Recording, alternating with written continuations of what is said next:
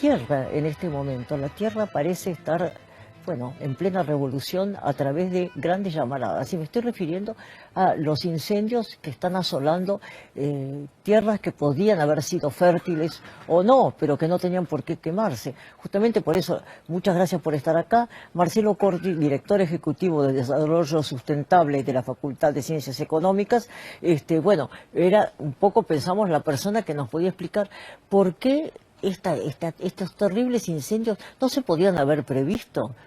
En realidad sí, y lamentablemente tenemos que hacer una conexión con lo económico, porque la realidad es que esto también tiene un origen económico. En la lógica de avanzar sobre el Amazonas para poder volverlo cultivable de alguna forma, en pos de entregar, bueno, toda una biodiversidad que tenía la selva y que va perdiendo a medida que avanzan estos incendios. Pero tiene que ver, como te digo, a partir de la propuesta de un modelo económico que hizo Bolsonaro al asumir. Los incendios ya venían sucediendo. Este año aumentaron un 80%. Ya tenemos 80.000 focos de incendios. ¿Cuál es el tema? Si vos proponés un modelo económico que avanza sobre los recursos naturales sin ningún tipo de resguardo, el privado, ¿qué hace? Desmonta, incendia y después de eso aprovecha para plantar distintos cultivos o criar ganadería. Entonces, a partir de eso es que se van produciendo los incendios. Estamos hablando de la catástrofe ambiental de las más importantes, si no la más importante en la historia de la humanidad. Eso es aterrador, porque Terrible. Por un lado, ¿no es cierto?, suena hasta simpático, ¿no es cierto?, de que, bueno, es necesario tener rebaños para que haya carne, la gente se alimente. Sí, pero no a costa de limitar los bosques, ¿no? Sí, totalmente. O sea, entramos en la paradoja de producir alimentos a base de oxígeno. O sea, entregamos el oxígeno, es alimento o oxígeno. Vamos a tener muchos alimentos y nadie los va a poder comer porque no vamos a poder respirar. Claro. O atentamos contra recursos naturales, atentamos contra el agua, atentamos contra propias civilizaciones de pueblos originarios que habitan en el Amazonas. No hay que olvidarse de eso también. También es una catástrofe en términos sociales. Le estamos arrebatando el hogar con esta situación a un montón de personas que históricamente estaban arraigadas y están arraigadas ahí. Claro, además te llama la atención, ¿no es cierto?, como ciertas especies de bosques son como un foco permanente que no necesita más que una pequeña circunstancia para encenderse, ¿no? Sí, claro. Después, obviamente, tenés un montón de causas naturales que son productos de las sequías, producto de algún accidente que puede pasar, pero después tenés las causas más humanas, las antrópicas, que son las que terminaron generando esta dimensión del problema. Porque también acá hay que hacer una autocrítica como humanidad. No es que esto empezó hoy. No, claro. Esto viene hace muchísimo tiempo. Yo te puedo contar una anécdota muy chiquita. Cuando tenía 12 años y estudiaba con el Manuel Capeluz, ya había un capítulo que hablaba de la tala indiscriminada de bosques en nuestro bosque chaqueño. Y a partir de ahí le escribimos con un amigo una carta al presidente pidiendo que resguarde nuestros recursos naturales. Yo he leído en algún lado que había un famoso tema que era el de los obrajes, ¿no es cierto? Que la gente de pronto invertía y se compraba en Misiones, ponele, un obraje, es decir, una forestación. Y después vendía la madera, pero eso después no se reponía. Y en muchos casos pasa eso. Se instalan en un lugar porque en muchos casos también lo que son bosques en nuestro país están protegidos por la ley de bosques, en Brasil también están protegidos porque aparte estamos hablando que el Amazonas es patrimonio de la humanidad. Entonces cuando deja de ser bosque o selva, eso se puede vender. Para que eso suceda, tenemos que talarlo, tenemos que quemarlo y a partir de ahí pierde su valor ambiental. Tristemente, estamos hablando, es una locura lo que estamos haciendo. Estamos avanzando sobre nuestros recursos naturales de forma indiscriminada y eso va a hacer que estos tiempos que se plantean, por ejemplo, para el cambio climático, que nos daban 10 años para revertir la tendencia del cambio climático, se reduzcan, el reloj se va a acelerar. ¿Te das cuenta? Da muchísimo miedo también porque esto puede abrir la puerta a una serie de enfermedades que todavía no tenemos, por suerte, ¿no? Pero fíjate que, Marcelo, que indudablemente, ¿no es cierto?, los incendios que vamos a ver ahora en pantalla, podrían haberse evitado perfectamente. Cuando vos mencionaste Brasil recién, las palabras de Bolsonaro son bastante incomprensibles, ¿no? Fíjate lo que dice.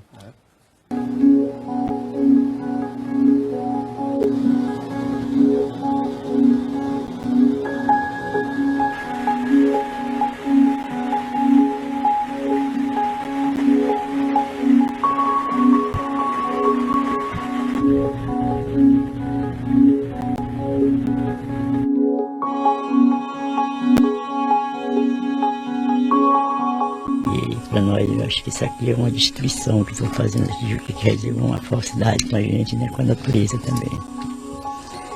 Que ninguém esperava isso, né, acontecer, está acontecendo. E sabemos que nós sentimos muito, né, por causa disso. L'efficacité de la relation franco-allemande et notre volonté.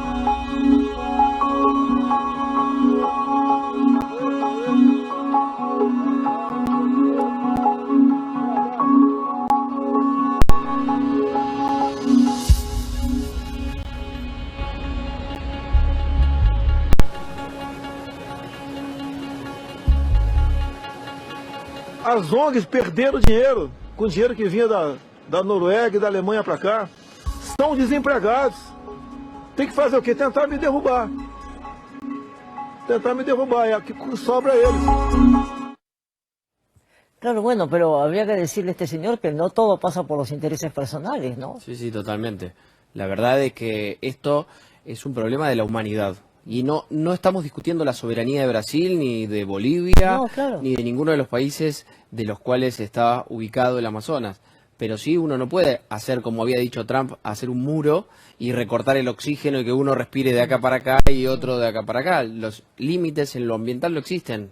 El planeta es uno solo y lo tenemos que cuidar entre todos. seguro. Y tiene que haber un resguardo de todas las naciones. Por eso también, a partir del Acuerdo de París de 2015, las naciones desarrolladas están obligadas a transferir fondos para el cuidado de los recursos naturales en aquellas naciones subdesarrolladas. ¿Y eso se cumple? Eso se va cumpliendo, pero tuvo un grave problema, porque ahí es donde de nuevo avanza el interés económico, cuando Estados Unidos, si bien Obama había suscrito ese acuerdo, Sí. Estados Unidos, cuando asume Trump, niega ese acuerdo y dice el cambio climático no existe y me retiro. ¿Qué implicó para eso? Bueno, todos los fondos que Estados Unidos había comprometido a aportar a la mitigación del cambio climático a nivel global, y esos fondos ya no están. Entonces, hoy, de alguna forma, el más interesado o el más activista en esto es Europa. Europa entendió que tenemos una problemática ambiental y en general todos los países de ese conglomerado avanzan con el tema. Estados Unidos la niega y China está tratando de crecer económicamente a cualquier precio. con Recién una está llegando al población capitalismo. gigantesca, Claro, ¿no? como Claro. un monstruo gigante. Y tenemos otro problema grave que me parece que es el que nos pasa a nosotros, que nosotros como región todavía no entendimos el problema y la necesidad ambiental, y aparte siendo una de las regiones en el planeta que más recursos naturales y biodiversidad tenemos, agua, bueno, bosques, selvas, recursos minerales. Bueno, esto tenemos para hablar muchísimo tiempo. Esto es lo que de alguna forma vino a hacer, a visibilizar una problemática que existía y que también la tenemos presente en nuestro país. Claro.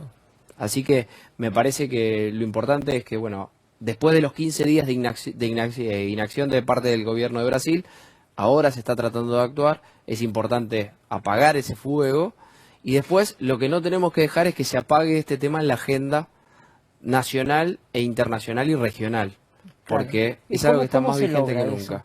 Yo creo que es clave mantener la participación, por ejemplo, en las redes.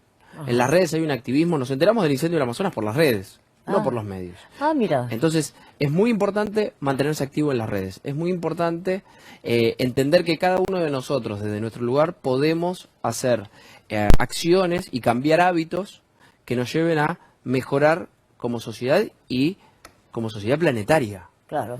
En ese contexto, lo que es importante es que, por ejemplo, en nuestro país, sea quien sea que gane las elecciones, se comprometa a ponderar el tema ambiental, el cambio climático, la economía circular, etcétera, en su agenda política.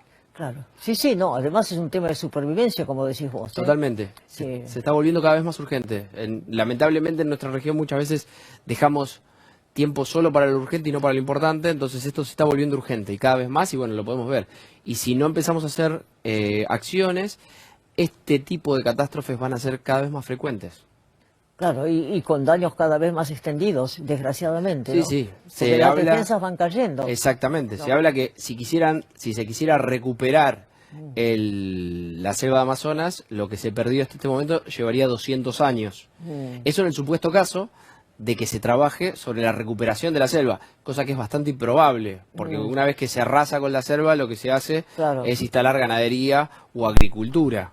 Que da plata así, contante y sonante. Exactamente. Bueno, Marcelo Corti, muchísimas gracias por haber venido, aunque no nos has traído buenas noticias, no importa. Yo creo que la buena noticia es que ahora la gente está mucho más consciente de esto, entonces lo que yo les propongo, si quieren podemos, el que le interese el tema puede seguirnos en las redes, estamos como Marcelo Acorti en todas las redes, ¿Cómo no? transmitiendo, compartiendo, y eso me parece que hace a que tengamos mucho más presente el tema y esta problemática cada vez más urgente. Pero cómo no, excelente advertencia. Gracias.